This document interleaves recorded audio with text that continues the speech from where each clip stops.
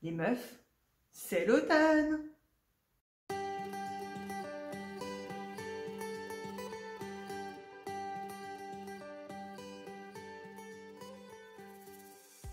Bienvenue dans ce nouvel épisode. Je suis ravie de te retrouver. Pour toi, ça fait 15 jours qu'on s'est quittés. Pour moi, ça fait un petit peu plus parce que, miracle de l'organisation, j'avais tourné une vidéo juste avant de partir que j'ai pu te publier pendant mes vacances. Et si tu es nouvelle, tu retrouveras dans la barre de description toutes les informations liées au patron et à mes fiches Ravelry, puisque mon Ravelry est à jour. Aujourd'hui, on est le jeudi 24 ou 25 septembre, je ne sais pas trop. En fait, cette vidéo, je l'ai déjà tournée hier, mais une fois de plus, j'étais pas hyper contente de la vibe, parce que après 3 semaines, on est un petit peu rouillé quand même. Donc du coup, je la retourne aujourd'hui. J'espère que ça fonctionnera comme il faut et que le cadrage sera ok. Je ne me vois absolument pas en retour parce que j'ai retourné mon téléphone. Et comme tu peux le voir, nous sommes dans un nouveau cadre. Alors c'est pas un nouveau cadre, c'est juste que je me suis dit, ça manque quand même un peu de décoration, de trucs comme ça derrière moi, ce mur, somme toute fort sympathique. Mais j'avais envie de pouvoir disposer de 3 trucs au-dessus de ma tête, voilà, pour marquer les saisons, tout ça. Et ben, là où j'étais, il n'y avait pas d'étagère. J'étais déjà dans ma tête en train de faire un truc avec des étagères roulantes que je viendrais mettre, machin, etc. Et je me suis dit, attends, on va regarder la luminosité du côté de l'entrée de ma cuisine. Et voilà, on y est. Donc, a priori, la luminosité est ok. Et ce sera notre nouveau spot de discussion. Voilà. Que te dire de plus?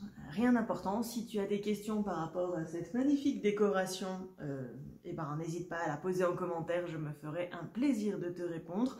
Juste une chose, parce que ça, c'est important de soutenir les artistes indépendants. Ce magnifique calendrier, je ne suis pas du tout sponsorisée, hein. J'ai participé à la campagne Ulule de transcripteur sur Ulule.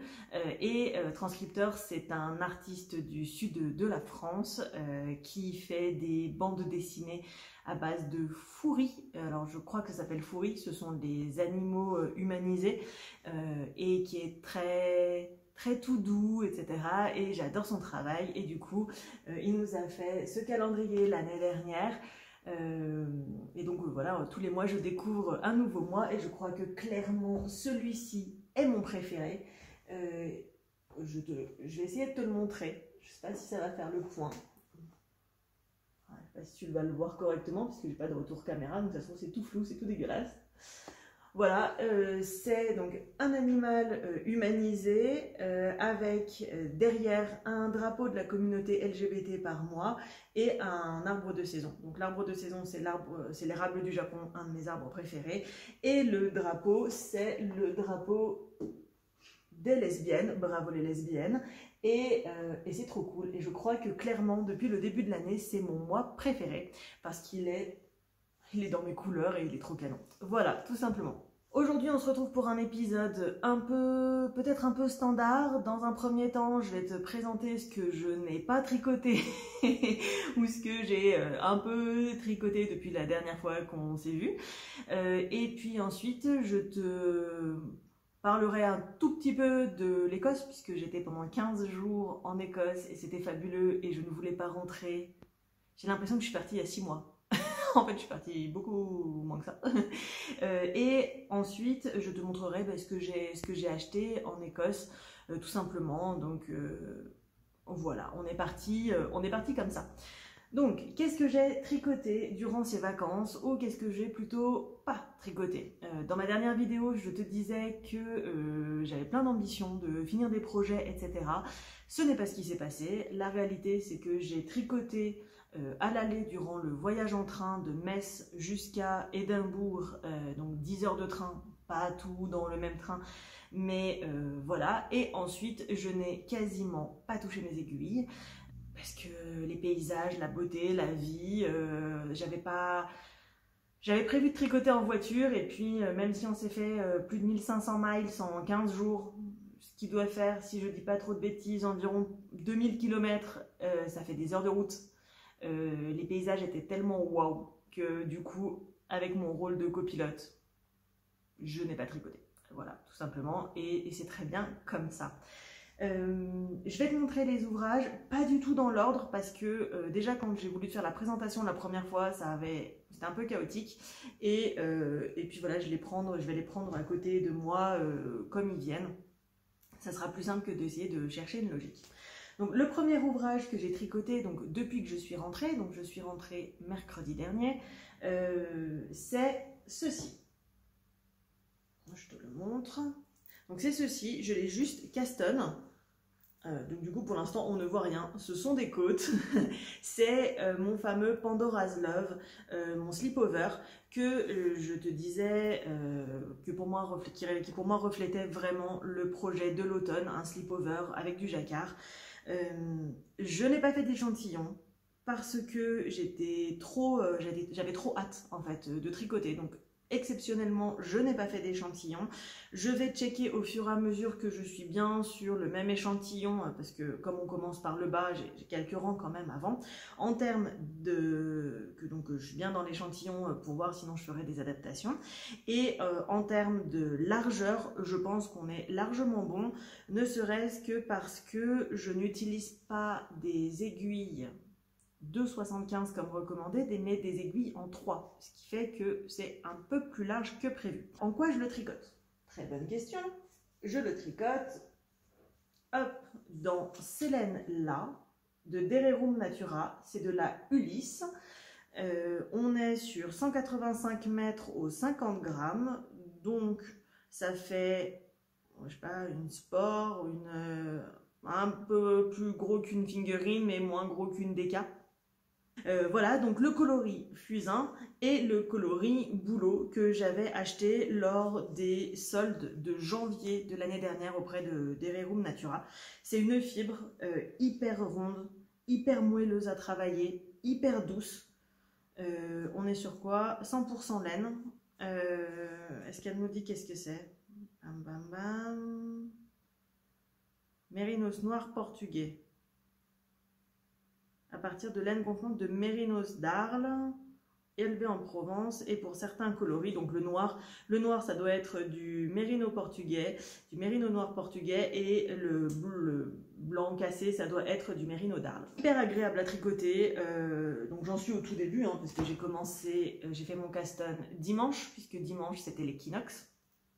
Et donc je fais un caston pour le début de saison, et comme je pensais que c'était le tricot de saison, voilà, donc voilà où j'en suis. J'ai encore quelques centimètres de côte à faire, et puis ensuite je commencerai le dégradé, je commencerai le travail de jacquard. Qu'est-ce que j'ai fait d'autre? Tu as vu dans la vidéo du coup d'il y a 15 jours que dans mes objectifs il y avait d'avancer sur mon Knit Purl Repeat, ce sweater là de Greenermex, Maria Erdmann. Alors je t'avais indiqué que j'avais un petit souci parce que quand j'avais tricoté j'avais merdé sur les croisements de fil. Voilà, je pensais que j'avais suffisamment espacé, mais pas du tout, et du coup on les voyait et c'était pas du tout beau. Je me voyais pas, enfin je vais passer du temps pour le faire ce tricot, il va y avoir du jersey ensuite, et il me plaît beaucoup, je l'adore déjà, et je savais que s'il y avait ce défaut où on voyait apparaître le blanc, clairement je le porterais beaucoup moins, j'hésiterais plus et je serais pas à l'aise. Donc l'idée c'était de faire un pré-blocage pour voir si ça apparaissait toujours. Si tu es sur Instagram, tu as vu que malgré le pré-blocage que j'ai fait en rentrant, puisque j'ai profité. Oui, quand je suis rentrée, je pensais que ce serait l'automne, mais en fait non. Quand je suis rentrée, c'était encore l'été. On avait un beau 27 degrés, donc j'ai profité du beau temps pour faire mon pré-blocage et faire sécher dehors, hein, tout simplement. Et on voyait encore les fameux fils blancs. Donc j'ai lancer un appel à la commune, je sais pas. En tout cas, j'ai dit que j'allais tout défaire pour recommencer. Et là, mes copines tricopines ont eu pitié de moi et m'ont dit « Mais Anso, essaye de faire un duplicate stitch par-dessus Et peut-être que ça marchera très très bien. Et donc au début, j'étais pas hyper emballée par l'idée parce que c'est un peu de la triche, parce que ça me dérangeait pas de refaire le jacquard. Et puis, bon, au bout de la troisième, j'ai fait d'accord. Donc Anaïs, j'ai écouté tes conseils qui sont d'une infinie sagesse comme d'habitude. Héloïse, merci aussi pour ces conseils. Et j'ai fait ceci. Donc j'ai fait le duplicate stitch à différents endroits. Alors moi je trouve que ça se voit parce que je sais où c'est. Ça se trouve c'est flou, hein. Je te montre, mais ça se trouve c'est toujours flou en fait. J'en sais toujours rien. Je saurai tout à l'heure, surprise au montage. Pour moi j'ai l'impression que ça se voit. J'ai l'impression que ça va aussi se détendre aussi au pré-blocage et que donc ça devrait passer plus inaperçu. En vrai, ça se voit pas tant que ça. Porter, ça se voit pas tant que ça. Voire pas du tout si on le sait pas. Et voilà, du coup, ça fait carrément le job. Voilà. Je l'ai essayé, il me va. En vrai, le seul truc que je regrette, c'est cette idée de pince poitrine. Franchement, j'aurais dû me pencher plus sur la question et le faire. Mais c'est pas grave. Je pense qu'il descend assez bas, donc ça devrait le faire quand même. Et ce truc-là aussi. Parce que j'ai décidé de faire le repeat en plus gros. J'ai utilisé la plus grosse grille. Et je ne sais pas si c'était un bon choix. Mais c'est comme ça, il est comme ça, voilà. Donc, depuis que j'ai terminé ce travail de petite broderie, hein, en fait, par-dessus, j'enchaîne les ronds parce que n'y a plus que ça à faire maintenant, tricoter en rond, et puis ensuite, il y aura les manches, etc. J'ai vu une finition qui était chouette chez quelqu'un avec des côtes en bicolore, et j'ai trouvé ça super sympa. Donc, je ne sais pas encore, je me laisse le temps. De toute façon, ce que j'ai décidé, c'est je vais jusqu'à la fin de ma pelote en rond. Ensuite, je vais faire l'encolure et une bonne partie des manches, voire même toutes les manches. Comme ça, je vois où est-ce qu'il arrive, genre en vrai. Et ensuite, je reprendrai les ronds après pour voir jusqu'où je veux le descendre, parce que j'ai largement assez de laine pour faire tout ça. Normalement, j'ai largement assez de laine pour faire tout ça. Voilà pour ce qui est de mon Knit Purl Repeat. Comme je te l'ai dit, hein, j'ai pas vraiment avancé sur grand chose et du coup, j'ai moins d'une semaine de tricot là derrière moi parce que quand on est rentré pour la première fois, le chat a décidé de ne pas vouloir rentrer en fait. Et donc, elle a passé 3 jours dehors et j'étais méga inquiète. Parce que c'est la première fois qu'elle nous fait ça, parce qu'elle se montrait même plus à la fin, et du coup moi j'étais incapable de tricoter dans ces conditions en fait. Mon cerveau il était là genre oh j'ai perdu mon chat, en plus je criais à la fenêtre son nom, donc j'ai fait ma mère Michel, c'est parfait. Finalement elle a décidé de rentrer le samedi soir. Donc samedi les copines au tricoté m'ont vu dans un état catastrophique. Je m'excuse, j'étais vraiment pas dans mon assiette et du coup mon cerveau il a bugué à plein de moments, voilà, je suis vraiment désolée pour samedi, hein, pour l'état dans lequel j'étais. Et samedi soir ça allait mieux et dimanche du coup j'ai pu recommencer à tricoter. Donc en fait c'est depuis dimanche tout ça. Le chat va bien et j'ai un trou au doigt à cause du prochain projet que je vais te montrer. Elles sont finies. Ce sont les Midsommar Socks de, pareil, un Greenermex, Maria Erdmann. Je les ai terminées. Donc, la première, elle était terminée puisque c'était pour le test. Et j'avais déjà fait tout le jacquard puisque pour le test, il fallait que je rentre le jacquard. J'étais dans le train, du coup. Je me dis, ah, je vais tricoter mes chaussettes. Parfait. Et là, je me rends compte que sur mon téléphone portable, je n'ai pas le patron correct. Enfin, je n'ai pas le patron, tout simplement, je n'ai pas ce patron-là. Heureusement, j'avais encore un patron de renard endormi qui traînait sur mon téléphone parce que j'étais plus trop sûre de moi, hein, je connais pas tout par cœur. C'est un talon renforcé à gousset, donc la méthode reste la même, mais j'avais besoin de quelques indications de temps en temps, donc voilà. Donc dans le train, j'ai fait mon talon et ensuite le talonnet. Mais je n'ai pas fait la partie gousset. La partie gousset, je l'ai commencé dimanche uniquement. Et j'ai tricoté quasi non-stop là-dessus jusqu'à mardi soir, puisque mardi soir, j'ai terminé les chaussettes. Et clairement, je ne referai plus de chaussettes en 2 mm. parce que bah, ça m'a fait un trou dans le doigt, hein, tout simplement. Donc là, je suis en train d'utiliser un doigtier parce que sinon, les nouvelles, chaque fois, les aiguilles s'enfoncent dans mon doigt. Ça, c'est le premier truc par rapport à ces chaussettes que j'adore. Chaussettes que j'adore, je précise, enfin là j'ai l'impression de te dire que des trucs dégueux par rapport à ça, mais ce modèle est juste incroyable. J'ai terminé les chaussettes, elles sont hyper dans les tons automnaux, elles me vont, je les ai essayées, et rien que de voir ce bordeaux incroyable, j'ai chaud aux pieds en fait. Donc clairement ça va être mes chaussettes préférées de l'automne. Mais mardi soir, il s'est passé une chose où je me suis rendu compte que j'ai joué à Yarn Chicken 2 fois, et j'ai perdu 2 fois. Donc je savais que je risquais d'être à court de la couleur principale parce que j'avais déjà fait les chaussettes qu'un paire dedans. Donc 2 paires de chaussettes, c'était quand même beaucoup demandé. Et du coup, je me disais, ok, je vais aller le plus loin possible et on verra bien. Arrivé ici, je me suis dit, ok, je vais essayer de faire le motif, sinon je ferai tout en inversé et ça sera parfait. Il se trouve que j'ai réussi à aller même un peu plus loin que le motif. Et là, je me suis dit, ok, pour la pointe, est-ce que je la fais complètement dans le contrastant ou pas? Parce que sinon, voilà, je sais pas. Et je me suis dit, non, on termine la pelote quoi qu'il arrive. Donc, je suis vraiment allée au bout du bout du bout. Ce qui m'a fait 2 rangs supplémentaires, ne nous emballons pas. Et ensuite, j'ai repris sur mon contrastant. Donc je te disais, oui, ça y est, je me rappelle. Donc j'étais sur ma couleur Cabernet de Le Bruit des Aiguilles et je m'étais dit, bah voilà, il m'en reste pas beaucoup. Je suis sur la fin aussi, mais ça devrait aller jusqu'à la pointe. Non. Et du coup, 4 rangs avant la fin de ma pointe, je tombe en rade de Cabernet. Bien dans la merde, parce que c'est une couleur de teinturière, que la laine je l'ai depuis plus de 4 ou 5 ans, donc déjà même si je l'avais commandé la veille, pas sûr que j'ai la même puisque bah, tous les bains sont différents, et en plus bah là 5 ans plus tard, laisse tomber quoi, enfin c'est sûr qu'il y aurait une différence de coloris, donc impossible, je sais déjà que impossible d'avoir la même couleur. Je sais que j'ai des violets dans mon stash. Premier réflexe, des fois je suis quand même contente de me fatiguer et d'être moi.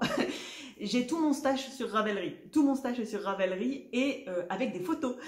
Du coup, j'ai pu scroller en me disant, ok, j'ai des violets, je sais que j'ai des violets. Et j'ai trouvé un violet qui faisait le job. Pas le même, mais qui était très ressemblant, qui est de la Arouetta. Je ne sais plus le numéro, tu le verras dans la fiche Ravelry si ça t'intéresse, pour les quelques 4 rangs de pointe qui restent, donc les moins de 1 gramme dont j'avais besoin. Alors, à la couleur, à la lumière, j'ai terminé tard dans la nuit, vers 23 h quoi. Donc, à la lumière artificielle, ça faisait le job et franchement, ça allait. Le lendemain matin, j'ai vu qu'à la lumière du jour, on constate une légère différence, mais franchement, ça va. Et surtout, personne n'ira voir la pointe de mon pied, donc ça sera parfait.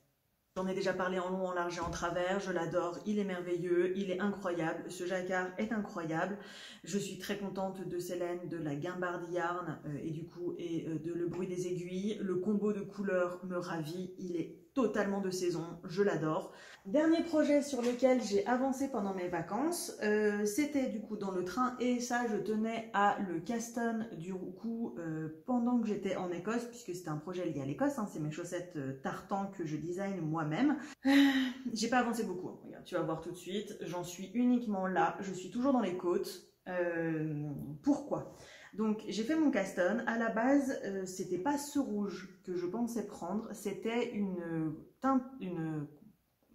bobine et un écheveau de l'atelier teinture qui était en tweedé.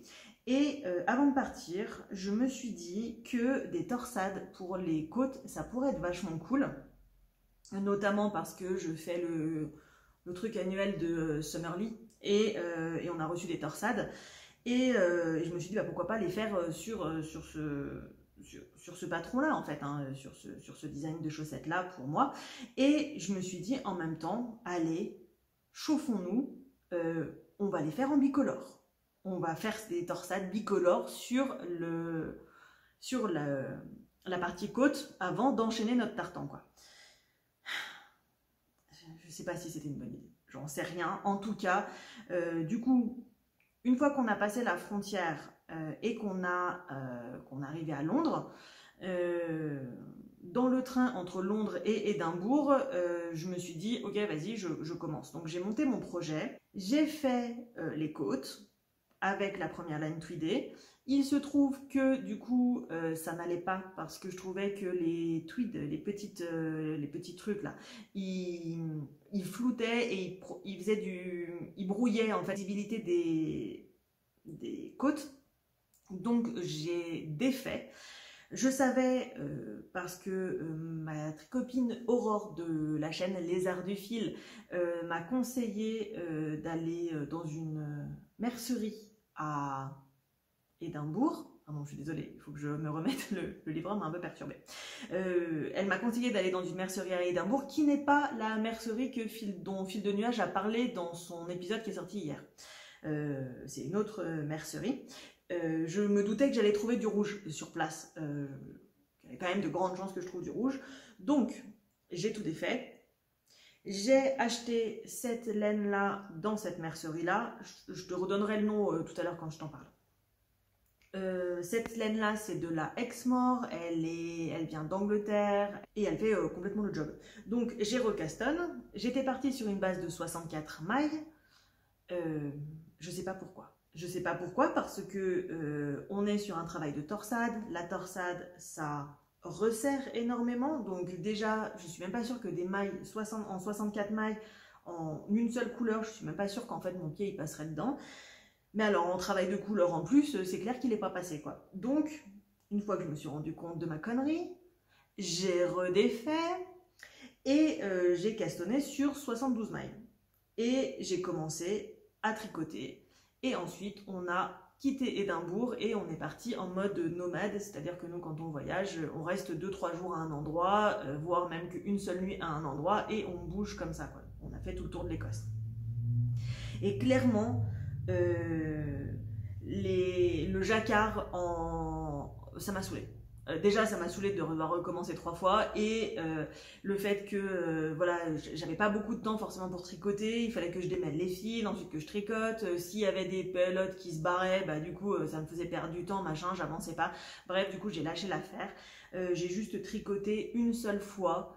Je te mettrai la photo. À l'endroit où c'était, c'est Donut Bay, c'est l'endroit le plus septentrional de l'Écosse en termes de île de l'Écosse, hein, pas les petites îles autour, parce que vu comment les dispositions de la matinée, etc., ça aurait été abusé que je tricote pas à cet endroit-là. Voilà. Sinon, j'ai pas tricoté plus que ça, en fait. Tout simplement. Et c'est tout pour ce que j'ai tricoté.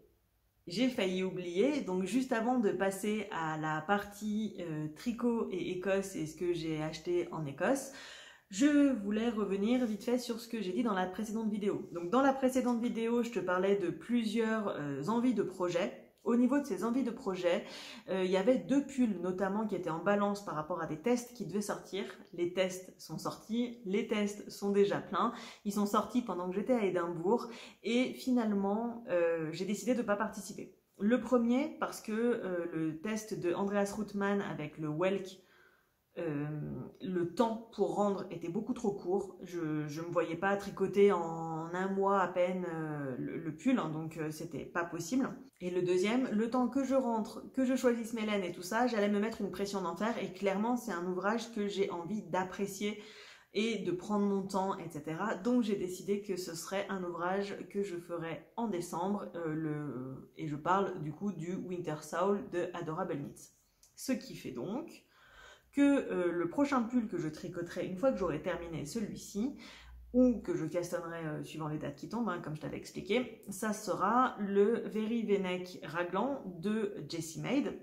Autre chose, c'est que depuis que je suis rentrée, du coup, j'ai pris le MCAL de Stephen West. Je n'ai jamais tricoté de Stephen West, plutôt. Et j'ai trouvé mon combo de couleurs. Tu le vois juste ici. Donc c'est de la laine que j'avais déjà en stock. Voilà, c'est de la laine que j'avais déjà en stock. Lino, si tu vois cette vidéo, ne pète pas un plomb, hein, je sais que c'est pas ma je sais que c'est pas ma colorimétrie. Le rouge, oui. Les autres, je sais que c'est pas ma colorimétrie. C'est de la Albertine de Dererum Natura. J'avais à la base prévu de faire un pull avec, et finalement en pull, je sais que je ne porterai pas parce que j'arriverai pas à faire le fade que je veux, etc. Et donc, ça sera parfait. J'ai la bonne quantité pour pouvoir faire le MCAL de Stephen West, donc je l'attends de pied ferme. Je le castonnerai sûrement le 1er octobre, histoire de commencer le truc, et ensuite je ne me mettrai pas de pression par rapport au reste. Donc voilà pour le MCAL. Bah, si toi tu as des couleurs et que tu le fais aussi, dis-moi en commentaire si tu fais le MCAL de Stephen West et quel est le combo de couleurs que tu as choisi. Et puis, deux dernières choses, je suis tombée dessus très récemment. La première, c'est que donc, pendant le mois d'octobre, il y a un cal organisé par Renome d'Hiver, qui est une tricoteuse de la région parisienne, qui s'appelle le Spook Cal. Je te mets dans la barre de description du coup le lien vers sa chaîne où elle parle du coup de ce Spook Cal.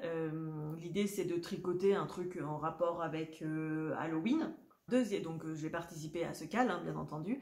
Et le deuxième cal qui est proposé, il est proposé par, je te mettrai dans la description qui c'est, et c'est un cal qui va du 1er octobre jusqu'au 30 novembre, je crois, il est plus long, et le but c'est d'assortir un mug avec une paire de chaussettes, et c'est la deuxième année qu'elle fait ça.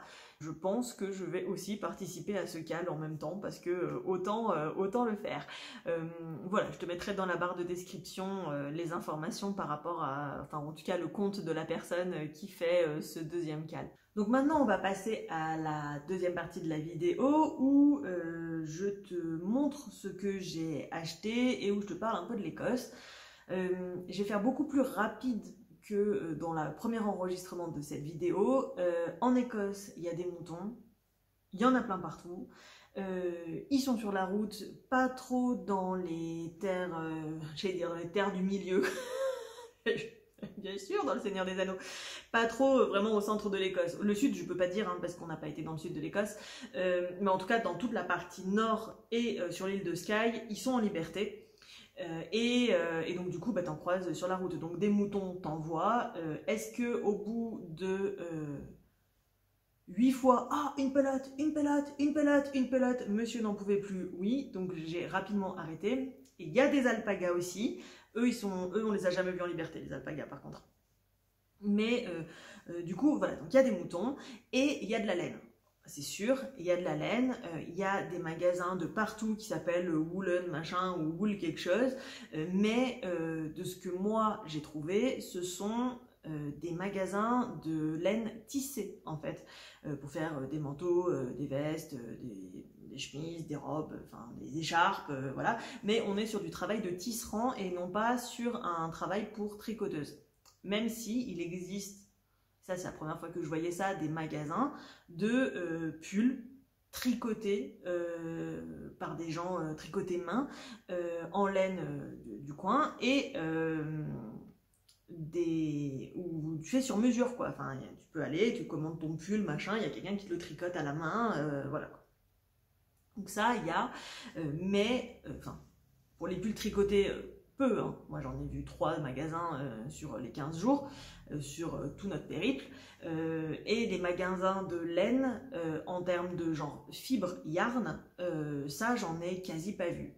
On a fait le magasin à Édimbourg, voilà, j'ai été dans le magasin à Édimbourg qui m'a été recommandé par ma copine. J'en ai trouvé un par hasard sur l'île de Skye, je t'en reparle dès que je suis, dès que c'est lui puisque je suis allée dedans. Et ensuite, je crois que j'ai dû voir 2 autres merceries, mais qui vendaient plutôt des pelotes. J'avais l'impression, pas trop de la laine, tu vois, pas de la laine genre locale, machin, enfin plus de la laine très industrielle, voire acrylique. On était plus dans ce mood là, j'ai l'impression, même si j'ai pas regardé, mais voilà, c'était plus qu'anecdotique en fait. Et quand tu parles aux gens sur place, eux se disent bah si, il y en a forcément de la laine, mais en fait ils sont pas tricoteurs, donc ils sont jamais intéressés à la question, et quand ils y réfléchissent un petit peu, eux aussi se disent qu'ils sont en galère. Alors, enfin ils sont en galère, qu'ils en ont pas vu quoi. La différence, je pense, par rapport au Shetland, c'est que le Shetland est vraiment réputé pour ça. Donc du coup, dans les Shetland, tu dois trouver plus facilement, je suppose. En tout cas, voilà, à chaque fois, je dis sur le continent par rapport aux îles, mais en fait, c'est pas le continent puisque c'est lui-même une île. À chaque fois, sur la partie de l'île principale, compliqué en tout cas pour moi, peut-être j'étais pas au bon endroit, peut-être j'ai pas suffisamment cherché. Ce voyage, je ne l'ai pas organisé de ouf non plus, pas vraiment de référence. Ce que j'avais fait avant de partir, c'était de regarder sur le festival d'Édimbourg qui étaient les exposants et ensuite d'essayer de voir où elles étaient, les fermes, etc. Mais bon, c'était compliqué à intégrer à l'intérieur d'un voyage et j'avais pas trouvé non plus tant que ça. Voilà. Pour ce qui est de la laine en Écosse, si on reste sur la thématique des fibres, j'ai appris du coup pendant ce voyage que l'une des villes en Écosse, donc qui est Dundee sur la côte est, avait été la capitale du jute après avoir été la capitale du lin en fait. Donc c'est une ville industrielle qui était spécialisée dans et qui est devenu vraiment l'endroit d'où partaient tous les sacs et tous les tissus à base de jute. Donc le jute venait d'Inde et ensuite sur place ils le cardaient, tout était fait puisque en fait l'industrie était déjà présente avant. Avec le lin, il y a eu une question de taxe à propos du lin, du coup c'était plus rentable, etc. Et à ce moment-là, le jute est arrivé en grande masse, et donc du coup ils ont pu tout à fait remplacer les machines, dans les machines, le lin par le jute, et c'est comme ça que c'est devenu une terre industrieuse par rapport au jute. Donc tout partait de là. Au niveau du jute, voilà, j'ai découvert qu'il y avait les sacs de jute, mais aussi qu'on faisait des tissus hyper doux, genre même des fringues, et genre pas la toile de moine, hein, genre la vraie fringue comme t'aurais un drap en lin ou voilà, une chemise en jute, en fait, comme tu pourrais faire une chemise en lin, tout simplement. Ça, c'était une vraie découverte, je ne savais absolument pas. Et c'était voilà, dans un musée industriel à Dundee, très très bon musée, vraiment qui remet dans les perspectives autant le niveau social de qu'est-ce qui s'est passé pour les gens sur place, parce que clairement, on a exploité les humains sur place. Hein. L'espérance de vie était de 33 ans. Voilà. Je ne peux pas dire plus. L'espérance de vie sur place était de 33 ans quand dans les champs, etc., à côté, en dehors de la ville, on était à 60. Ça veut bien dire ce que ça veut dire. Les personnes qui bossaient dans cette industrie, c'était des femmes, quasi que des femmes et des enfants, qui ont bien été exploités et rincés jusqu'à la moelle. Donc ils expliquent aussi tout le contexte social, les luttes sociales qui vont avec, c'était hyper chouette. Et ça revient aussi sur les conditions d'exploitation des personnes en Inde par rapport au colonialisme et à l'impérialisme anglais. Et du coup j'ai trouvé ça hyper chouette. Déjà ce parallèle et de remettre dans un contexte historique. Le musée voilà, est vraiment plutôt pas mal avec des jeux, ils ont essayé de faire un truc assez didactique et c'était super chouette. Et je pense que c'est tout ce que je vais te dire sur les fibres en Écosse, en tout cas ce que moi j'en ai ressenti, et peut-être je me trompe. Peut-être que je me trompe, c'est sûr. Voilà. Donc j'ai fait quelques achats en Écosse. Donc à Édimbourg, je suis allée dans une mercerie qui s'appelle Ginger Twist Studio. Je ne suis toujours pas sponsorisée pour faire ça. D'ailleurs, j'en profite, mes vidéos ne sont pas monétisées. Donc si vous avez des coupures de pub, dites-le moi. Je pourrais rien faire parce que c'est absolument pas moi qui les ai mises, c'est sûrement YouTube et je vous encourage à utiliser un bloqueur de pub. Même si en ayant dit cette phrase, je pense que ma vidéo va se faire juste détruire par l'algorithme. Mais en tout cas, ce n'est pas moi qui mets, s'il y a des coupures de pub, etc., ce n'est pas moi qui le fais. Voilà, je voulais le dire, j'avais oublié. Donc quand Aurore m'a parlé de la boutique, j'ai regardé ce qu'il faisait, puisque j'avais pas forcément de projet en tête et j'allais pas revenir avec une quantité de pulls parce qu'on était limité en termes de bagages. On est venu en train, pas avec notre voiture. On a ramené d'autres trucs de l'Écosse, genre qui commencent par oui, qui terminent par ski. Pas non plus de ouf, hein, je n'encourage pas la consommation d'alcool, mais il fallait de la place pour ça aussi, et donc j'étais assez limitée. Et j'avais pas de projet, donc je me suis dit, je vais aller à la boutique, et je vais voir quand même ce qu'ils ont un peu en avance, histoire de savoir un peu ce que je veux à l'avance, quoi. Et j'avais rien trouvé vraiment de très parlant. Elle avait beaucoup de laine industrielle ou semi-industrielle, anglaise et écossaise. Elle faisait aussi de la rosa pommard. Bon, clairement, je n'allais pas prendre de ça. Et elle avait des laines teintes à la main par elle. Mais surtout, elle avait, et j'ai vu, des kits pour filer. Et moi, ça faisait déjà quelques semaines que ça me chauffait un peu d'apprendre le filage. Toujours dans mes réflexions de il faut que je ralentisse, si du coup c'est plus du temps de tricot parce que je ne peux pas produire à l'infini, qu'est-ce que je peux faire pour rester dans l'environnement tricot? Et le filage semble être peut-être une bonne piste au final.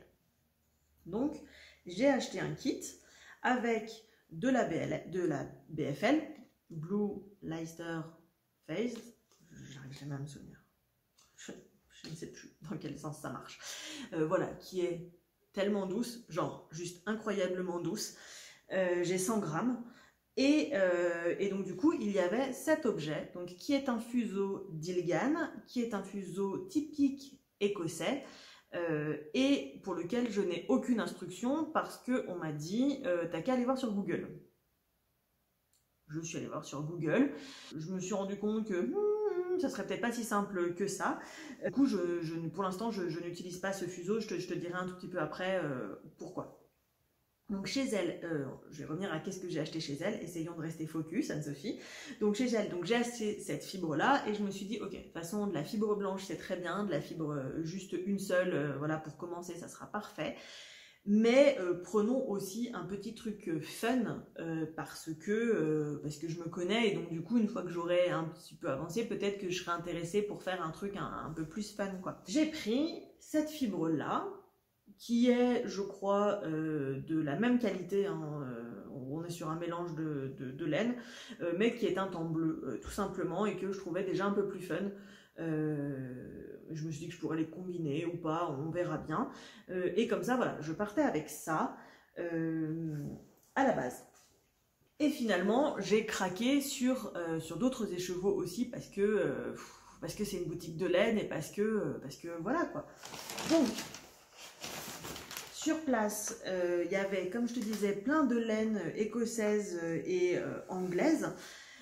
Et je voulais de la laine locale parce que je me suis dit voilà, quand je vais rentrer ça me fera un souvenir de voyage, je tricoterai avec. Et elle avait des super chaussettes, donc je me suis dit que si j'avais pas de projet genre pull, au moins des chaussettes je prenais pas de grands risques, et de la laine à chaussettes je prenais pas de grands risques. Donc je voulais une laine qui soit 100% laine et pas avec du nylon à l'intérieur parce que j'ai vraiment envie de tricoter du non superwash et de la laine sans nylon, hein, tout simplement, voilà. Donc j'ai acheté ces deux petits écheveaux de 50 grammes, c'est de la Gartenor organique de chez Snowdia, c'est de la laine, ils appellent ça organique, donc je suppose qu'elle est considérée comme bio. Impossible d'arriver à choisir entre les deux. Elle avait un modèle de chaussette avec, c'était trop mignon, voilà, donc j'ai craqué sur ces deux écheveaux, voilà. Et j'ai également craqué sur deux écheveaux teints à la main parce que les couleurs étaient juste splendides. J'ai acheté ce violet incroyable qui s'appelle la Libroche, la Libror. Je ne sais pas ce que c'est, je crois qu'il y a dans Outlander il parle d'un truc comme ça. J'ai pas trop regardé Outlander donc je sais pas trop, je crois qu'il y a un châle qui s'appelle comme ça. Il faudrait que je regarde ce que ça veut dire exactement, est-ce que c'est un lieu, est-ce que c'est quelqu'un, est-ce que c'est une référence à Outlander, je n'en sais rien. Désolée, ne soyez pas choqués. Désolée, qui est une mérino et soie, et ça clairement dedans j'ai vu une Nourtour bralette, le retour, parce que la première je l'ai surkiffée, j'ai pu la porter dans le train à l'aller, j'aurais jamais dû faire ça, parce que de toute façon après il aurait fallu que je la lave à la main, donc c'était n'importe quoi, mais bref, j'ai surkiffé de la porter, et voilà, donc dans ce coloris là j'ai vu ça tout de suite, et j'ai regardé, c'était pas le même violet que ma chaussette d'avant. Ça fait partie aussi des violets que j'ai regardé. Et ce rouge incroyable, voilà, qui est une laine à chaussettes standard. Donc c'est de la Blue Faced Leicester. Donc on a la réponse pour la BFL de tout à l'heure. Il y a du nylon et c'est de la superwash. Mais du coup, le mouton vient d'Angleterre. Il est marqué comme British, donc d'Angleterre. Voilà, avec ce coloris de rouge. Deuxième partie de mes achats. Ensuite, on est remonté côté ouest et on est allé sur l'île de Skye. Et quand on est arrivé sur l'île de Skye, par le pont, parce qu'on n'a pas pu prendre le ferry, mais c'est une autre histoire, on est arrivé à la première grande ville, enfin une ville sur l'île de Skye, et il y avait le long de la route un panneau avec un mouton rose électrique, vraiment fluo, qui disait bienvenue, et donc du coup je me suis demandé mais qu'est-ce que c'est que cette chose. Donc on est allé jusqu'à notre chambre et ensuite j'ai réussi à retrouver la boutique qui s'appelle The Hand Spinner Having Fun, et là je me suis dit qu'avec un nom de boutique avec Hand Spinner à l'intérieur, c'était forcé qu'il y ait de la laine à tricoter à l'intérieur, parce que c'est quand même hyper spécifique, et que s'il n'y avait pas de la laine à tricoter, il y aurait au moins de la laine à filer, quoi.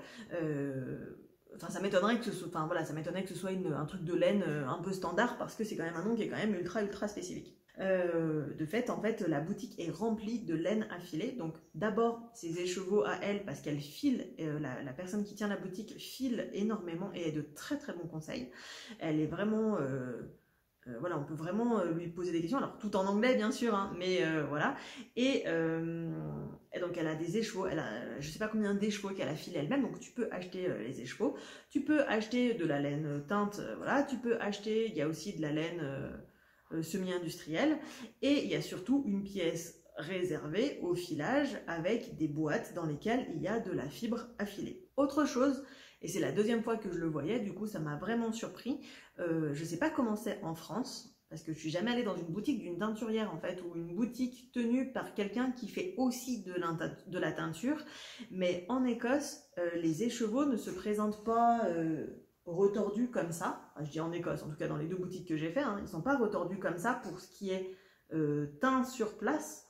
Ils sont présentés sous forme de lasso, quoi.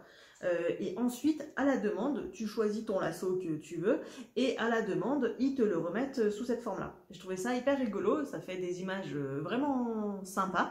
Mais du coup, voilà, je sais pas, dis-moi si tu sais si les autres... dans d'autres endroits, je suis jamais rentrée dans une boutique de quelqu'un qui teint elle-même. Donc du coup, je sais pas comment c'est, et je sais pas si pareil, c'est vrillé à la demande, mis en écheveau bien sûr, mais vraiment twisté à la demande, ou si genre c'est juste là et c'est une méthode que eux font uniquement. Je ne sais pas, dis-moi si tu sais. Et donc chez elle j'ai acheté de la fibre. Parce que je me suis dit, bah voilà, j'en avais là-bas, elle c'est une spécialiste, peut-être qu'elle a d'autres fibres sympas, donc j'ai reacheté de la BFL, parce que j'ai hésité entre la BFL et la Corriedale, mais je sais pas si ça se prononce Corriedale, mais celle-ci je la trouvais plus douce, donc j'ai acheté de la BFL, 100 grammes, et j'ai également acheté deux nappes colorées. La première, ce rouge incroyable, tu vois le blanc parce que du coup j'ai détruit mon fil hier, ce rouge incroyable qui est un mélange, qui est un mérino, et également cette fibre violette, que normalement tu dois voir correctement, qui est de la soie et du mérino mélangé. Et donc, du coup, voilà, j'ai acheté ces deux nappes en me disant que ça ferait quelque chose de complètement fabuleux. Elle en avait plusieurs dans cette collection, dont un noir et blanc qui était vraiment incroyable. Et finalement, j'ai pris le noir et violet. Et donc, du coup, j'ai pas commencé à filer pendant que j'étais sur place. Mais je lui ai raconté mon histoire avec le Dilgan. Et elle m'a dit, compliqué quoi. Enfin, surtout pour les débutants, elle conseille pas du tout ça. Elle filait depuis déjà un bout de temps quand elle a fait un stage chez une personne âgée qui maîtrise l'art du filage comme Jaja. Et elle lui avait fait tester le Dilgan, cette personne, sachant que, donc, elle lui avait expliqué que donc, ce fuseau est issu d'un savoir traditionnel écossais qui s'est... Alors, si c'est pas les fileuses, en tout cas les tourneurs sur bois, ça c'est plus ou moins perdu quand même. Et donc aujourd'hui, on a des tourneurs sur bois qui refont des fuseaux comme à l'époque, mais en se basant sur des photos de fuseaux de l'époque. Des photos de maintenant, mais des fuseaux de l'époque. Et donc, c'est pas la même chose quand tu reproduis un truc par rapport à une photo de quand tu sais vraiment le faire en fait. Et pour elle, tous les fuseaux qu'elle a pu tester, parce qu'elle était vraiment intriguée, elle était vraiment intéressée pour reprendre cette technique, tous les fuseaux qu'elle avait pu tester, en fait, ils n'étaient pas bien équilibrés et ça posait des problèmes au niveau du filage. Donc déjà pour quelqu'un qui sait filer, mais alors pour quelqu'un qui débute, voilà, parce que apparemment le dilgan, il faut le balancer sur l'avant et ensuite le ramener vers soi. Et donc bah, du coup tu comprends qu'une question d'équilibre, c'est vraiment primordial en fait pour ce genre d'outil. Donc en discutant avec elle, je me rends compte que bah voilà, il faudrait que je m'achète un fuseau et donc elle me conseille, je fais, vous n'auriez pas des fuseaux plus traditionnels, donc j'ai acheté cette chose. Elle avait le choix entre un petit et un grand modèle. J'ai pris le grand modèle parce que déjà elle m'a conseillé pour les débutants, comme c'est plus lourd, c'est un peu plus facile, et aussi parce que du coup ça pourra me permettre de faire de la fingering comme de la chunky, etc. Chose que me permettrait apparemment moins un fuseau plus léger. Clairement, je ne connais rien au filage, je n'en sais rien. Aujourd'hui, je m'amuse juste un petit peu avec. Au début, j'avais un fil, donc j'ai commencé quand on est rentré, hein, parce que j'étais la seule chose que j'étais capable de faire quand on est rentré avec le chat et que j'ai fait la mère Michel, là. J'ai commencé doucement à filer. Je me suis pas accroché un truc dans les cheveux. Au début, ça faisait un fil un peu grossier. Et puis, samedi, du coup, j'ai vu ma copine Aurélie, et qui, elle, file de façon incroyable. Ses fils sont d'une régularité. Et les mélanges qu'elle fait, c'est vraiment très très beau. Et du coup, elle me disait, mais non, fais plus fin, plus fin, plus fin. Et donc en fait, voilà, moi au début, j'osais pas trop aller vraiment sur l'ultra fin parce que je me disais, oui, mais non, ça va pas marcher, machin. Et en fait, elle me dit, ouais, si tu veux faire de la fingering, vu que ça va être deux fils retordus ensemble, il faut que tu sois vraiment beaucoup plus fin, sinon ça sera pas possible, quoi. Et elle a tout à fait raison, hein, elle a tout à fait raison. Donc, je m'entraîne à aller de plus en plus fin. Voilà, on est vraiment sur de l'entraînement. Mon but, c'est d'apprendre à raccrocher quand ça se casse, essayer d'être régulière, essayer de faire tourner le plus longtemps possible. Pour l'instant, je l'arrête encore entre mes cuisses. Voilà, j'ai pas trop d'ambition, hein, je commence juste. Juste, si le filage t'intéresse, je te conseille 2 vidéos. Du coup, avec lesquelles j'ai commencé avant de voir Aurélie en physique.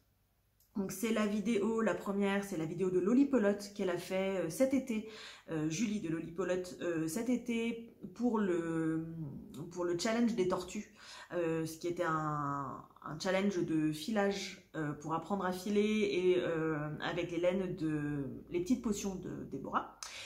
Et je te conseille une vidéo qui est beaucoup plus ancienne, mais qui est vraiment géniale, je trouve, qui a été faite par la personne qui tient la boutique de Lana et Tricot, je crois que c'est Anna, son nom, je ne suis pas sûre, et une copine à elle qui s'appelle Mélissa. Donc on voit dans la vidéo Mélissa qui file depuis des années, et elle explique du coup comment elle fait pour filer avec plein d'astuces à l'intérieur. Je te mets les 2 références dans la barre de description. Voilà, et du coup ça m'a vraiment beaucoup aidé.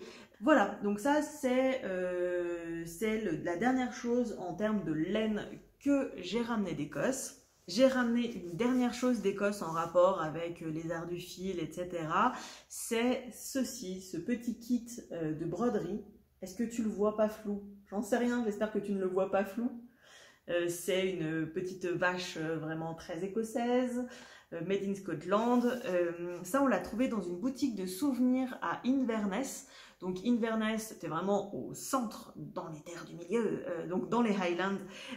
Et c'est une grande ville dans les Highlands, pas très loin de Culloden, donc là où il y a eu la bataille de Culloden. Et puis voilà, on était dans cette ville, on était en train de se balader avec mon mari, et d'un coup, des fois il faut suivre son instinct, et d'un coup, un mec passe devant nous dans la rue. On avait fait tout ce qu'il y avait à faire, ce que disait le guide, hein, on avait visité le musée, le machin, etc. La cathédrale, qui est incroyable, hein, d'ailleurs, cette cathédrale, juste une aparté, la cathédrale d'Inverness, ils ont des tricotés à l'intérieur. ça se fait dans la cathédrale. Enfin, genre, ils ont un tricoté qui est prévu. Il y a des meufs qui viennent tricoter dans la cathédrale et qui tricotent dans la cathédrale et qui clatchent, enfin, et qui parlent. Enfin, genre, voilà quoi. J'ai trouvé ça juste fabuleux. La personne qui nous accueille à l'entrée de la cathédrale, c'est payant l'entrée, en fait, est une tricoteuse aguerrie, elle adore ça. Et pour les enfants, il y a un circuit dans la cathédrale et à chacune des étapes du circuit, il y a une petite souris tricotée dans le truc qui correspond à ça, quoi. C'est-à-dire que, genre, à un moment, t'es vers les chœurs et donc du coup, t'as une petite souris qui chante. À un moment, il parle des évêques, je sais pas quoi, donc t'as une petite souris qui est déguisée en évêque. À un moment, il y a Marie, donc t'as une petite souris déguisée enfin, qui porte les vêtements de Marie. Et tout ça, c'est elle qui a tricoté. Et du coup, c'est vraiment fun pour les enfants. Ils ont un petit livret et tout. C'est vraiment super sympa. Et les petites souris sont vraiment trop mignonnes. Et ça, c'était super beau. Ça m'a vraiment touchée. Tu as un espèce de kilt ou je sais plus trop, je me rappelle plus si c'était du crochet. En tout cas, dessus, ils ont crocheté, enfin, t'as plein de papillons qui sont crochetés en fait, et c'est pour les personnes qui ont disparu pendant le Covid dans leur communauté. Et donc du coup ils ont crocheté ça, et donc c'est dans la cathédrale, tu vois ça, enfin ça fait vraiment une œuvre artistique, c'est plein de couleurs, c'est hyper beau. Ah ça y est, je me rappelle, c'est comme un espèce de patchwork dessous, puisque la toile de fond en fait sur lesquelles tous ces papillons sont accrochés de toutes les couleurs différentes, c'est une fille de la paroisse qui avait fait des masques pendant la pandémie en tissu et qui avait récupéré les chutes et qui en avait fait ce patchwork gigantesque en fait. Donc c'est que des chutes liées aux chutes de tissu des masques qu'elle avait pu coudre pour les gens bénévolement, et voilà, enfin, bref, c'est super beau, c'est hyper émouvant et je trouve ça hyper chouette de faire vivre notre art.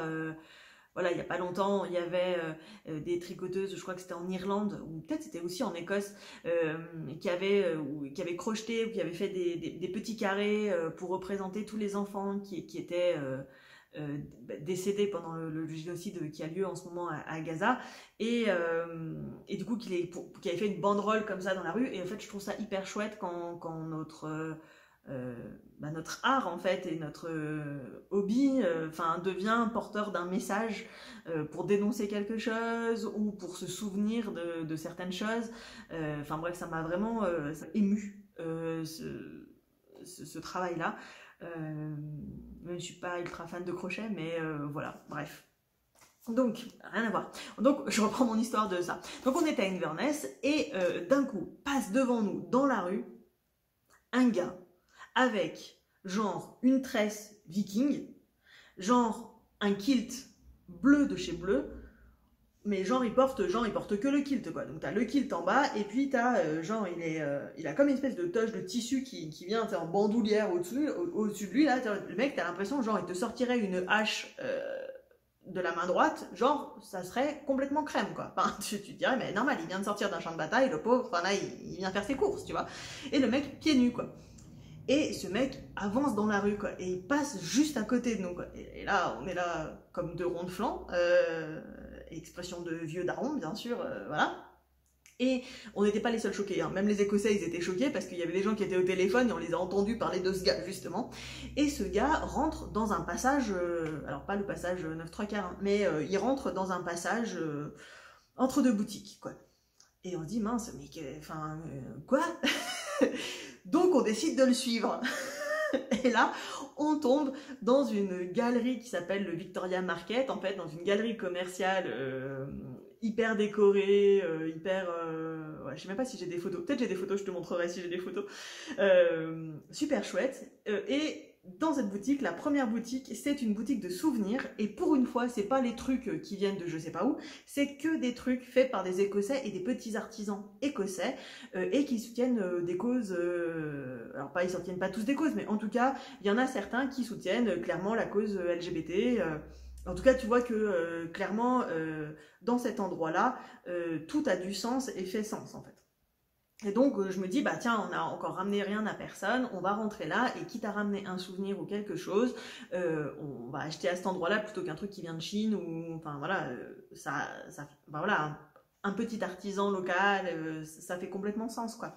Et donc, bon, bah, il y avait tout un tas de trucs, il y avait des ceintures, il y avait des savons, il y avait du thé, il y avait, enfin bref, il y avait tout un tas de trucs. Et je trouve ces kits de broderie, voilà, made in Scotland, avec tout à l'intérieur, et je trouve que voilà, le motif de la petite vache, c'était vraiment ça, donc je me suis pris ça. Voilà toutes mes aventures en Écosse.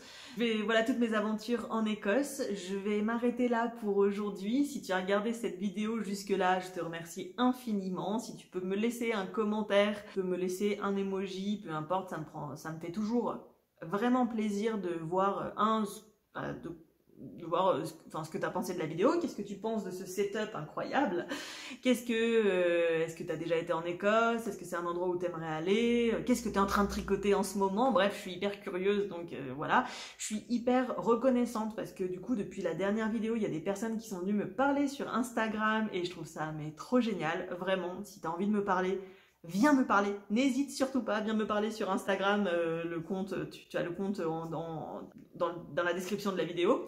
Si tu as un compte Ravelry, n'hésite pas à me l'écrire parce que je serais ravie de voir sur quoi tu travailles en ce moment parce que moi je te montre mais en vrai j'aimerais vraiment voir toi tes œuvres, enfin voilà, je suis toujours hyper contente de découvrir des nouvelles choses, de découvrir les univers, de découvrir les associations de couleurs qui peuvent être faites. Je suis hyper curieuse, donc du coup, n'hésite pas à me mettre si tu as un pseudo Ravelry, je serais très très ravie de venir te voir sur Ravelry aussi. D'ici là, je te souhaite un très très bon tricot et je te dis à tout bientôt. Salut!